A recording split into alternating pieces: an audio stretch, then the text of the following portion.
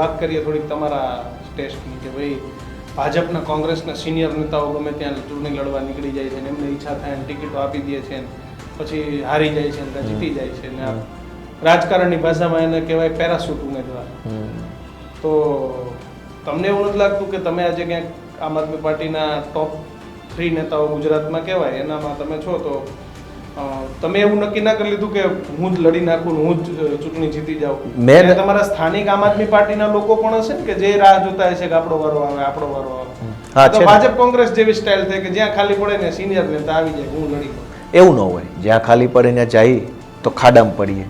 આ કાંઈ થોડું કાંઈ આપણા પિતાશ્રીની પેઢીઓ હાલે છે ગમે ત્યાં જઈએ તો ઉગી જઈશું, એટલે એવું હોય નહીં. જ્યાં ખાલી પડ્યું દોડો દોડો એવું હોય નહીં. સિનિયર હોય, પાર્ટીમાં મોટો હોદ્દો હોય એટલે દોડાદોડી કરવાની એવું ન હોય. મેં તમને પહેલાં કીધું કે આ લાગણી વિસાવદર, ભેંસાણ અને જુનાગઢ તાલુકાની જનતાની લાગણી છે. મેં મારી રીતે નિર્ણય નથી લીધો.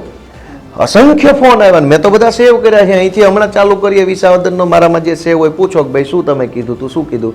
મને સરપંચોના ફોન આવ્યા, મને ગૌશાળાના આગેવાનોના ફોન આવ્યા, મને સમાજ ભવનનું કામ કરતા એના ફોન આવ્યા, કેટલાક તાલુકા, જિલ્લા પંચાયત, ગ્રામ પંચાયતના ચાલુ પૂર્વ સદસ્યોના ફોન આવ્યા, અમારા કાર્યકર્તાના ફોન આવ્યા, મીડિયા મિત્રોના ફોન આવ્યા, એ પંથકમાં સરકારી નોકરી કરતા હોય એવાય કેટલાક શુભચિંતકોના ફોન આવ્યા કે ગોપાલભાઈ તમારે જ અહીંયા ઊભું રહેવું પડે.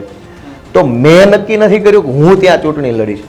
જનતાએ, ખેડૂતોએ નક્કી કર્યું છે કે ગોપાલભાઈ અહીંયા ચૂંટણી લડશે. રહી વાત, દાવેદારો તો રહેવાના, સ્વાભાવિક છે, એમનો હક છે, એમણે ટિકિટે માગી છે, મેં એની યારે વાતે કરી છે. સ્વાભાવિક છે કે એમને ટિકિટ નથી મળી તો સ્વાભાવિક મન દુઃખ થવું જ જોઈએ, કેમ કે આ તો માણસ છે.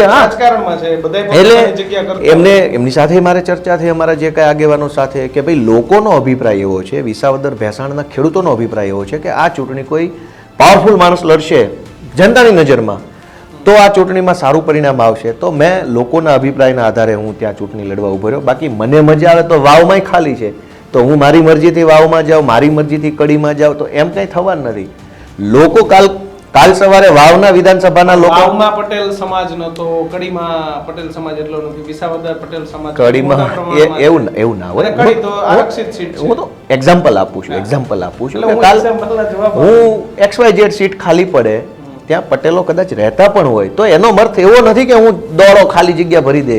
પબ્લિકનો અભિપ્રાય મહત્વનો છે ને. હું નક્કી કરું એનાથી કંઈ થવાનું નથી. પબ્લિક નક્કી કરે, જનતા, ખેડૂતો નક્કી કરે એ થવાનું છે. તો હું પબ્લિકના અભિપ્રાયની વિરુદ્ધનો નિર્ણય લઉં તો મારું નુકસાન થાય ને. હા.